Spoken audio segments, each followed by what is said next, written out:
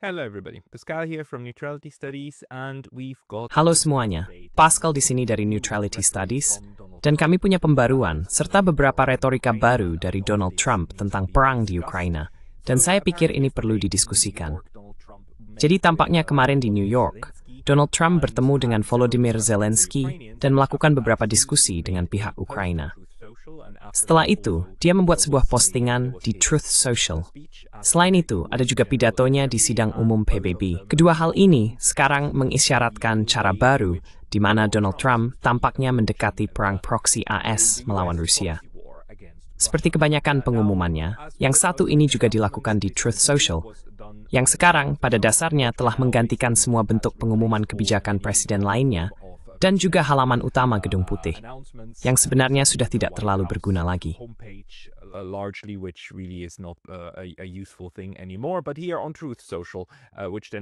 Namun di sini, di Truth Social, yang kemudian diposting ulang di Twitter, kita masih mendapatkan gambaran umum tentang kemana Presiden Amerika Serikat ingin melangkah.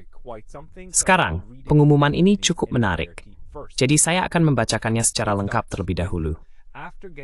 Pengumumannya dimulai dengan, setelah mengenal dan memahami sepenuhnya situasi militer dan ekonomi Ukraina-Rusia, dan setelah melihat masalah ekonomi yang ditimbulkan bagi Rusia, saya pikir Ukraina, dengan dukungan Uni Eropa, berada dalam posisi untuk berjuang dan merebut kembali seluruh wilayah Ukraina dalam bentuk aslinya. Dengan waktu, kesabaran, dan dukungan finansial dari Eropa, dan khususnya NATO, perbatasan asli tempat perang ini dimulai sangat mungkin untuk dicapai. Kenapa tidak?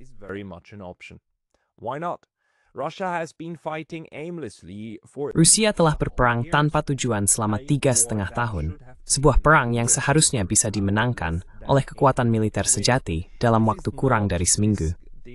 Ini tidak membuat Rusia terlihat unggul. Justru, hal ini membuat mereka tampak seperti macan kertas. Ketika masyarakat yang tinggal di Moskow dan semua kota besar, kota kecil, serta distrik di seluruh Rusia mengetahui apa yang sebenarnya terjadi dengan perang ini. Fakta bahwa mereka hampir tidak bisa mendapatkan bensin karena antrean panjang yang terbentuk, dan semua hal lain yang terjadi dalam ekonomi perang, di mana sebagian besar uang dihabiskan untuk melawan Ukraina, yang memiliki semangat besar dan justru semakin kuat. Ukraina akan mampu merebut kembali negaranya dalam bentuk aslinya, dan siapa tahu rematch Besmand lebih jauh to be. Who knows, maybe even go further than that.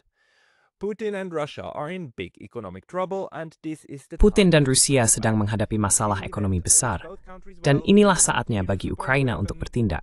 Bagaimanapun juga, saya berharap yang terbaik untuk kedua negara. Kami akan terus memasok senjata agar NATO dapat melakukan apapun yang mereka inginkan dengan senjata tersebut. Semoga beruntung untuk semua. Donald J. Trump, Presiden Amerika Serikat.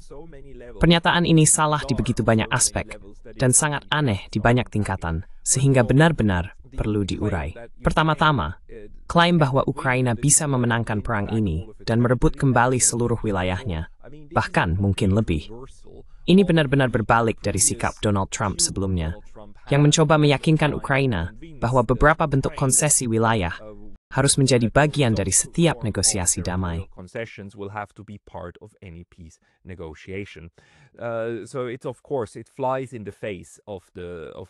Jadi, tentu saja, ini bertentangan dengan pernyataan-pernyataannya sebelumnya dan pendekatannya sejak pertemuan dengan Vladimir Putin di Alaska.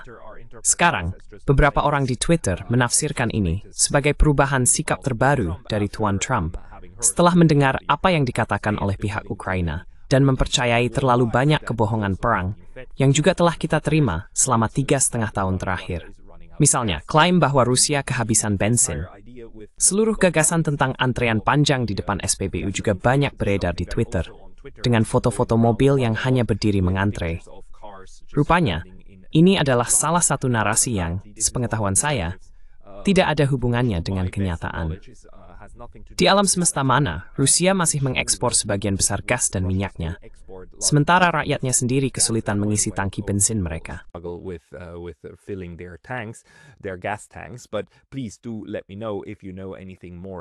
Tapi tolong beritahu saya jika Anda mengetahui sesuatu yang lebih tentang hal ini. Namun, saya menganggap ini sebagai salah satu kebohongan klaim perang yang terang-terangan yang saat ini beredar di media sosial dan media arus utama. Tapi tampaknya, pada titik ini Donald Trump memutuskan, entah dia mempercayainya atau tidak, untuk menggunakannya sebagai pembenaran mengapa, pada akhirnya, kita kembali ke titik awal perang skala penuh ini. Kita kembali ke tahun 2022, ketika narasi Barat adalah bahwa Ukraina bisa memenangkan perang ini, bahwa Ukraina bahkan bisa mendapatkan kembali Crimea dalam bentuk aslinya, dengan perbatasan tahun 1991. Semua itu bisa dicapai. Tentara Rusia dalam kondisi yang sangat buruk. Ekonomi Rusia dalam kondisi yang mengerikan. Ekonomi Rusia akan runtuh, dan rakyat Rusia akan memberontak melawan Vladimir Putin.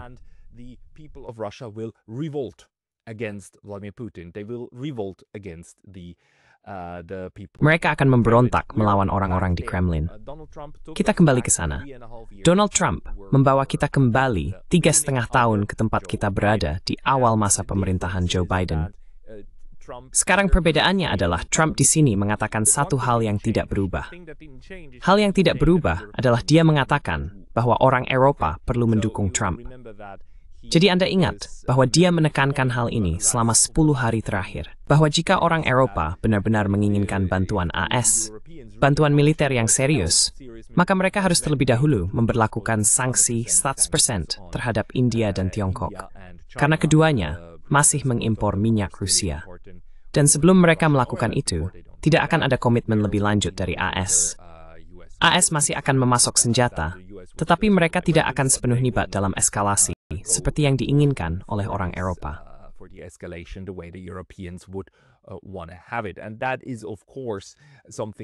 Dan itu tentu saja adalah sesuatu yang tidak bisa dilakukan oleh orang Eropa.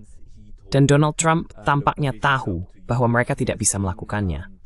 Oleh karena itu, dia mengatakan kepada mereka, "Lihat, ini terserah kalian." Dia telah berusaha keras untuk mendorong perang ini kepada orang Eropa. Yang dia tegaskan dalam pernyataannya ini adalah, sekali lagi, bahwa Amerika Serikat sangat senang menjual persenjataan kepada orang Eropa. Dan apapun yang bisa disisihkan AS, apapun yang tidak dibutuhkan Israel, bisa diberikan kepada orang Eropa, yang kemudian melalui NATO dapat menyalurkannya ke Ukraina. Namun, orang Eropa harus membayarnya, dan mereka harus bertanggung jawab atas segala konsekuensi dari penggunaan senjata semacam ini.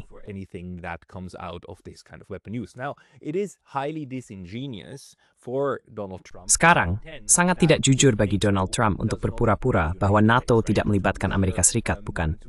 Mengatakan bahwa, oke, Amerika Serikat hanya akan memasok senjata, dan NATO yang akan melaksanakannya. NATO dijalankan oleh Amerika Serikat.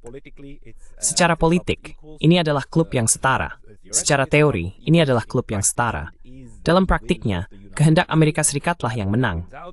Dan bukan hanya itu, secara militer pun, Panglima tertinggi NATO selalu Jenderal AS. Dan kita tahu seberapa jauh integrasi antara Amerika Serikat dan NATO di tingkat militer sebenarnya berjalan.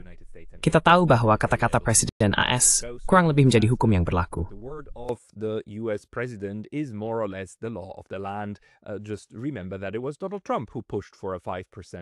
Ingat saja bahwa Donald Trump lah yang mendorong target pengeluaran 5% untuk NATO. Dan tentu saja dia berhasil mendapatkan target itu. Terkait 5% tersebut, juga perlu dikatakan bahwa ini adalah total pengeluaran negara-negara tersebut. Dan pengeluaran 5% untuk pertahanan nasional Amerika Serikat tentu saja juga mencakup semua biaya untuk memelihara armada Pasifiknya, ambisi Pasifiknya, dan semua pangkalan militernya di Jepang. Semua itu masuk ke dalam 5% untuk Amerika Serikat. Sedangkan sebagai negara Eropa, 5%. Sekarang berarti mereka harus secara besar-besaran meningkatkan untuk industri pertahanan mereka.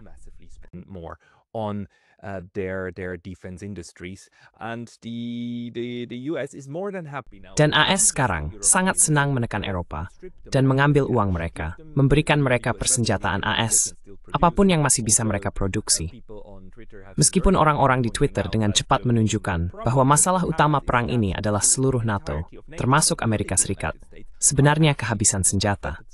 NATO kekurangan persenjataan, NATO kekurangan peluru, NATO kekurangan sistem pertahanan udara. Fanning Schwarz misesaritus pwa mengakui tidak reisen not dismay au gint and thing distem ter havesmuth. the way that the European warmongers would like to have it. Now, in this post here, Donald Trump again Sekarang, dalam postingan ini, Donald Trump sekali lagi pada dasarnya menegaskan bahwa orang-orang Eropa sekarang harus berperang dan melaksanakannya dengan cara yang dianggap dapat diterima oleh Amerika Serikat. Bagi saya, postingan ini pada dasarnya terasa seperti ledakan emosi, bahwa bahkan setelah 9 bulan menjabat, Donald Trump masih belum mampu mencapai perjanjian damai besar-besaran yang ia inginkan, dan dia frustrasi dengan semua pihak. Dia pada dasarnya melemparkan semuanya ke lantai, dan baiklah, Ukraina, kalian ingin mendapatkan kembali semua wilayah kalian seperti tahun 1991, kalian ingin mendapatkan semuanya kembali, termasuk Crimea, bahkan mungkin lewat perang. Silakan, lakukan saja. Dan kalian orang Eropa juga, silakan lakukan, pergi dan lakukan. Dan kalian bisa memakai senjata as.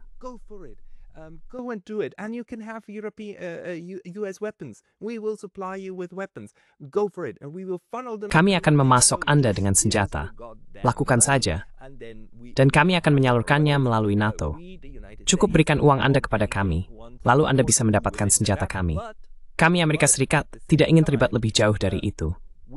Namun pada saat yang sama, kami, Amerika Serikat, tidak bersedia melakukan apa yang sebenarnya bisa kami lakukan untuk mengakhiri perang ini, yaitu menekan Ukraina agar mau setuju dan menekan Eropa agar benar-benar bernegosiasi dengan Rusia sebagaimana seharusnya.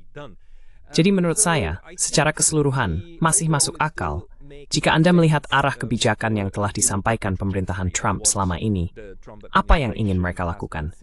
Dan itu masuk akal, karena sekarang AS ingin fokus pada kawasan yang berbeda.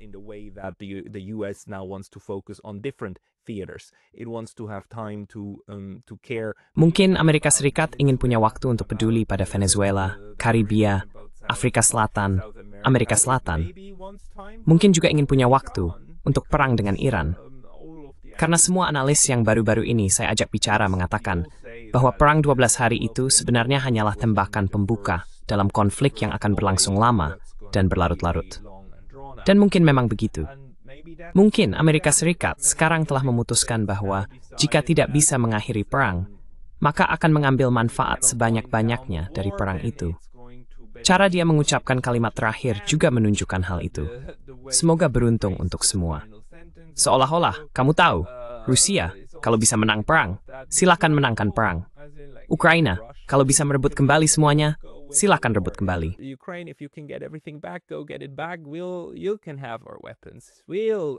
Kalian bisa mengambil senjata kami. Maksud saya, jika kalian benar-benar menginginkannya, kami akan memberikannya kepada kalian, apapun yang bisa kami sisihkan. Lalu kalian pergi dan bertarunglah, saling melukai sampai mati. Dan sebagai alat tawar-menawar, Amerika Serikat tidak akan menarik dukungannya untuk Ukraina, karena ini adalah alat tekanan terhadap Rusia.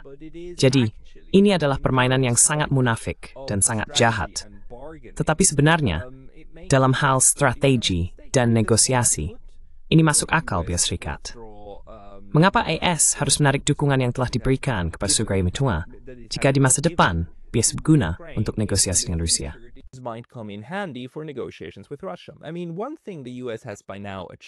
Maksud saya, satu hal yang telah dicapai AS saat ini adalah berhasil menghidupkan kembali hubungan dengan Rusia dan membuka saluran negosiasi dengan Rusia. Mereka memiliki saluran negosiasi bilateral.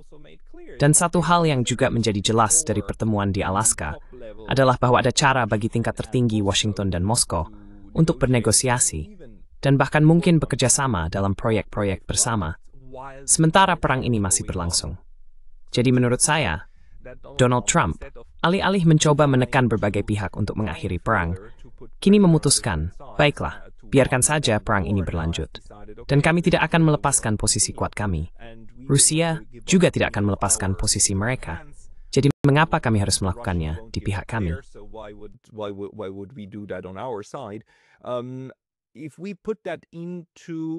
Jika kita menempatkan itu dalam konteks apa yang juga diumumkan oleh Donald Trump, dan saya belum melihat ada pencabutan pernyataan, yaitu bahwa kerjasama keamanan dengan negara-negara Baltik, yang merupakan tetangga langsung, akan sedikit dikurangi, dan bahwa pangkalan militer di Finlandia yang telah dinegosiasikan dan disepakati antara Finlandia dan Amerika Serikat tidak akan diisi oleh personel Amerika. Maksud saya, AS sekarang memiliki hak untuk menggunakan 15 pangkalan militer di Finlandia. Tetapi kecuali satu, mereka belum mengambil tindakan apapun. Mereka belum mulai mengirim orang untuk benar-benar mengambil alih dan mengirimkan perlengkapan militer AS. Dan mungkin bahkan, siapa tahu, sistem rudal dan sebagainya. Who knows what, missile systems and so on. So the US, in my view, has so far... Jadi menurut saya, sejauh ini AS telah berhenti pada bagian eskalasi dari perang ini dan dinamika perang proksi. Ada pembicaraan tentang AS, tentang Trump, yang mencoba mengurangi atau mengendalikan perang ini, dan bahkan mungkin mengakhirinya. Namun sekarang, tampaknya semua pihak telah menemui jalan buntu dalam negosiasi, karena pihak Eropa tidak bersedia menyetujui usulan Amerika tentang bagaimana bernegosiasi dengan Rusia. Dan pihak Rusia tidak bersedia mengakhiri dalam negosiasi. Tetap pihak Ukraina membangun tembang Rusia negosiasi di konsesi wilayah. Negotiations about territorial concessions, it seems to me that this post... Menurut saya, postingan ini dan hal lain yang akan saya tunjukkan sebentar lagi menunjukkan bahwa AS sekarang tampaknya akan menerima status quo konflik yang terbatas di dalam Ukraina dan menyerahkannya kepada Eropa agar mereka terus memberikan tekanan yang memang ingin mereka lakukan dengan senjata-senjata AS yang masih bisa disediakan dan membiarkan pertumpahan darah terus berlangsung sementara. AS dapat memfokuskan kembali kekuatan dan perhatian militernya ke tempat lain. Sekarang, tampaknya Trump berniat menarik kembali beberapa retorika yang sudah ia lontarkan. Indikasi kedua yang kita dapatkan adalah pidatonya di Perserikatan Bangsa-Bangsa, di mana ia kembali mengatakan bahwa para pendana utama perang harus dihukum, yaitu Beijing dan New Delhi, Tiongkok dan India. Beijing and New Delhi, India and China. Of course, it is highly disingenuous to berate. Tentu saja, sangat tidak jujur untuk mengecam Tiongkok dan India karena mendukung perang. Sementara hanya beberapa menit sebelumnya memposting di Truth Social bahwa Anda akan terus menjual senjata ke NATO, yang kemudian memberikannya ke Ukraina untuk melanjutkan perang. Maksud saya, kemunafikannya, sekali lagi, luar biasa. Tapi memang begitulah adanya. Memang seperti itulah. Saya rasa Donald Trump bahkan tidak berusaha menyembunyikan kemunafikannya.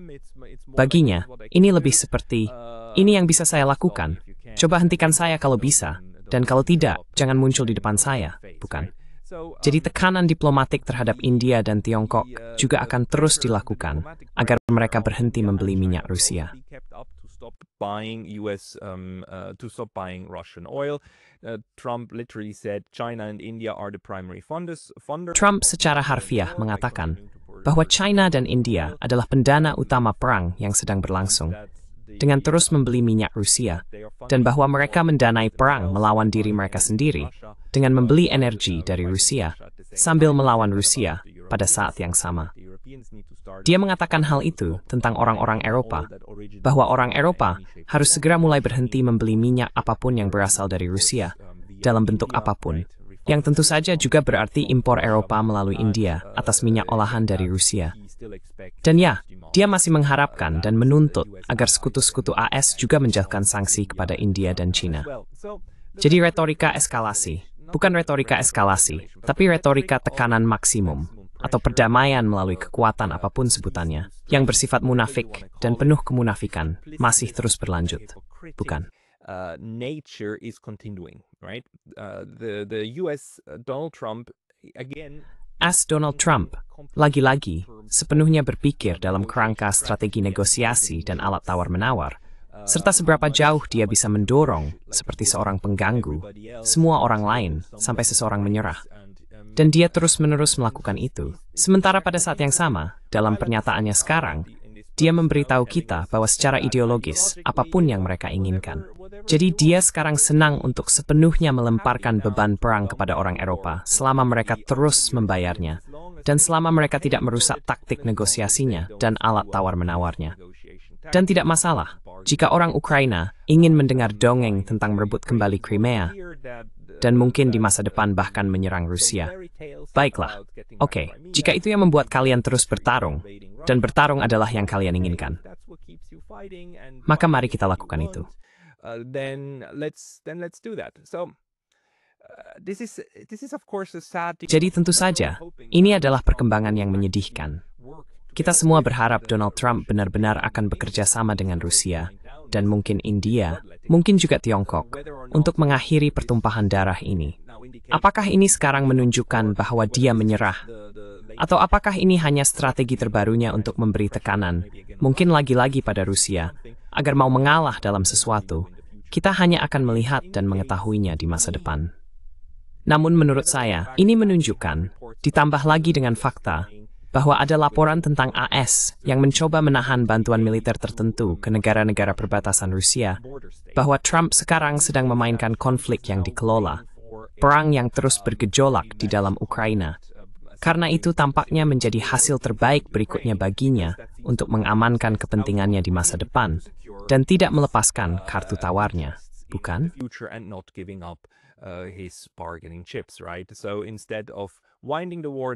Jadi alih-alih mengakhiri perang, Anda tidak akan membekukannya, karena perang akan terus berlanjut. Dan saya cukup yakin bahwa setelah pembicaraan di Alaska, Trump juga punya gambaran tentang kemampuan Rusia. Tapi di saat yang sama, oke, baiklah, mari kita bicara buruk tentang Rusia. Lalu mereka harus membuktikannya di medan perang. Jadi seburuk apapun itu, tampaknya inilah cara Trump memberitahu Rusia. Kalian menginginkan Ukraina, dan kalian bilang pada saya, ada cara diplomatik dan cara militer untuk mendapatkannya. Baiklah, diplomasi tidak akan memberi kalian apa yang kalian inginkan. Jadi ambil saja secara militer jika kalian bisa.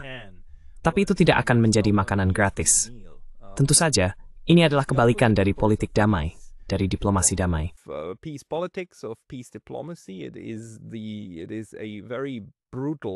Ini adalah cara yang sangat brutal dan mengerikan untuk memberitahu pihak lain bahwa perang proksi yang mereka mulai sendiri harus diselesaikan oleh mereka di medan perang. Namun, sebenarnya ini sejalan dengan perang proksi AS sebelumnya. Ini sejalan dengan cara perang Vietnam berakhir, bukan?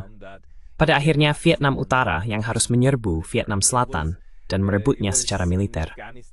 Di Afghanistan, Taliban yang harus mengusir Amerika dengan bertahan selama 20 tahun dan melawan balik. Maksud saya, Amerika Serikat biasanya tidak pernah mengakui kegagalan apapun sampai beberapa dekade setelah kejadian. Dan bahkan saat itu pun, hanya melalui sejarawan yang sangat cemerlang dan kadang-kadang partai oposisi yang hanya ingin mencari poin murah di mata pemilih mereka. Sekarang, disinilah kita berada.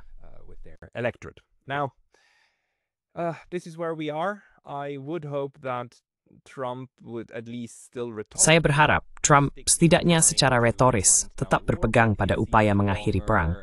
Tetapi tampaknya semakin lama ini berlangsung, semakin terlihat bahwa Brian Berletich benar sekali dalam penilaiannya yang ia sampaikan lebih dari setengah tahun lalu, bahwa ini hanyalah versi terbaru dari kesinambungan agenda. Dan Amerika Serikat sebenarnya hanya, Anda tahu, mengisi ulang dan memfokuskan kembali, tetapi secara keseluruhan, kini menerapkan pembagian beban.